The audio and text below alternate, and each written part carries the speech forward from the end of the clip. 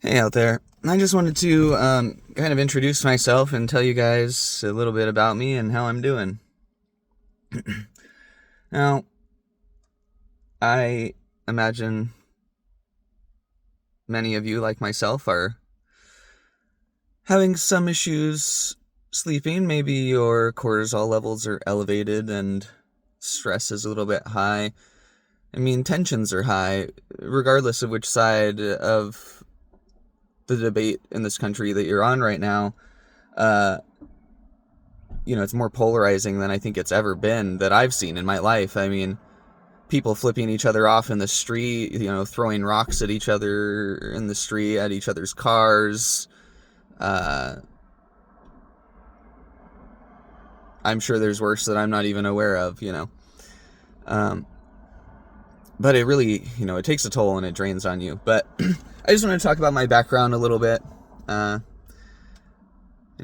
a computer science engineer. Went to Chico State and got my degree, bachelor's degree.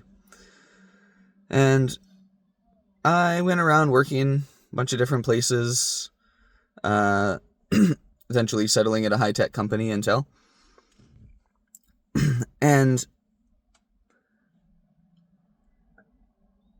I've always wanted to stay off of the radar. I never wanted to make my opinions public. I grew up in a time where my parents were really concerned with all the government knowing everything, or anybody being able to know anything about you, and being really scared of that. And so I, growing up and even into college, I really valued anonymity and the power that I felt like it could provide to you. And, Guy Fawkes and hacker culture really attracted me to become part of the computer science field. I mean, I'm a hacker above everything else, but I don't participate in those things because I'm a white hat and I want to fight the good fight, right? But, credit card skimmers is really, fascinating that's just something that we have to live with these days. And, our cell phones being the source of our identity, in many literal ways. Somebody takes your phone, and if they know your password or can get can bypass your credentials somehow, then they are you. They can take your calls, answer your emails, change your account information, so there's always a lot of power in these kinds of technological advances, and it is very scary for people. I just drove to the gym. I'm sitting outside in the car right now, just having this quick monologue before I get into my climbing workout.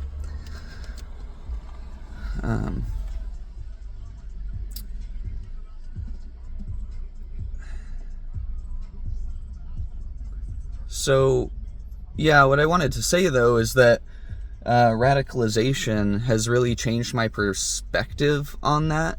And when I say radicalization, I mean the world culture that I see right now and that we're living through is so skewed from the way that I believe it should be that I feel like somebody has to speak up. I mean, I don't see people in power saying the things that I'm thinking. I don't see people around the world. I mean, anybody who has a platform, I don't see them saying the things that I'm thinking. And I mean, I watch a lot of things. I watch a lot of content. I consume a lot of content, as do we all. And I form my own, opinions on that content. I try to listen, and I decide whether or not the logic makes sense. And that's really one of the ultimate fundamental powers that we all have, is our discretion, our ability to disseminate information and tell truth from falsehood. And so it's really, I've learned the importance over the years of finding a single source of truth. And in computer science, that means something different than it does in politics and in, mainstream reality, as it were. But to me, a single source of truth means, the truth is changing all the time, right? I mean, I'm in a world where we design computer chips, and what the chip is changes on a literal day-to-day basis. Like, you have some sort of design, some sort of emulated model, whatever, somewhere in the cloud, right? And somebody finds an issue and they change it in the design. And that doesn't get implemented on the silicon until, you know, the next cycle, when the next time it's produced. But you have to go through all these processes to make sure that you're constantly up to date with what's going on. And, you know, the documentation, for instance, is never a valid single source of truth. In my field, you have to be willing and able to get down into the schematics, into the deep levels of the firmware or whatever it is in your infrastructure, right? And be able to pick things apart and be able to understand the truth of the situation as it actually is. Because oftentimes there will be a documentation table, and it even documents a process that hasn't changed. And it's just the way that the table is phrased, I'll say, does not necessarily reflect the way that the logic of the code is phrased, okay? And, you know, these things are hard to align. And so how do you know the truth? When you read somebody's documentation and you go, yeah, this is the firmware owner, he wrote this firmware documentation for me, so this must be the truth.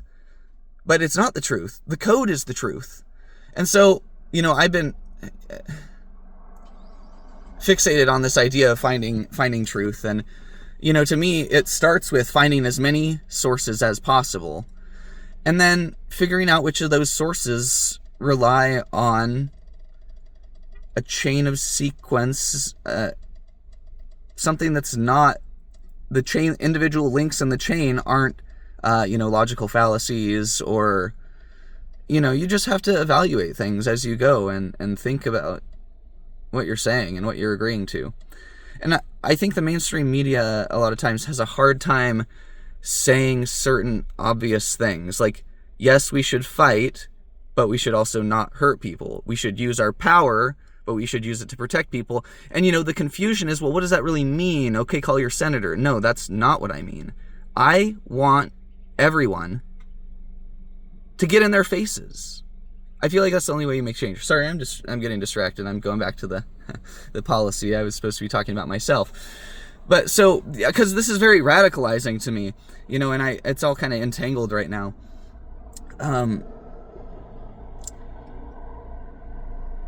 So I'm speaking out today, for the first time. This is Easter Sunday, 2025, and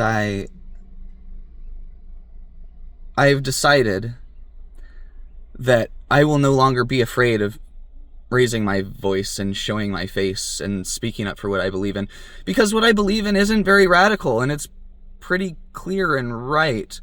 But a lot of things that are going on globally and you know, nationwide, and even around me in some ways, you know, people flipping each other off in the street, is really not aligned with what I think society should be. And so, or maybe not what it should be, but what it could be.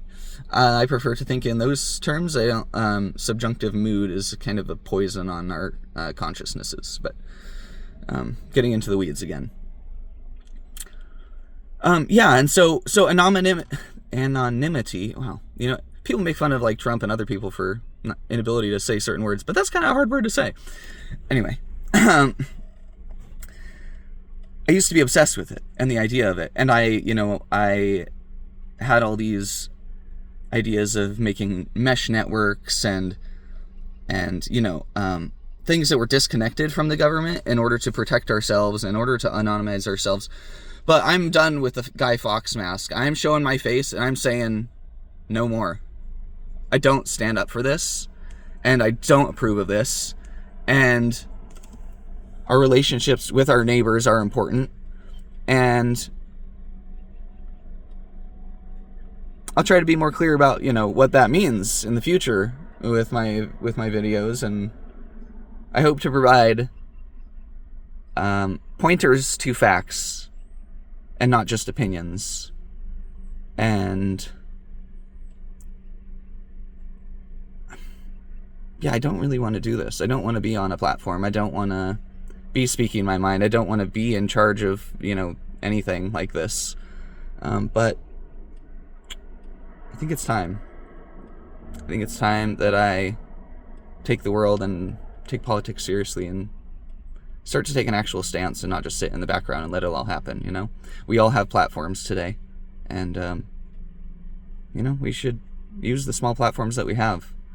They might take down these videos for me saying this, but they can't silence me. I'll always find a place to put it somewhere else. And, you know, if videos like simple like this get taken down, you know, it'll just increase my resolve.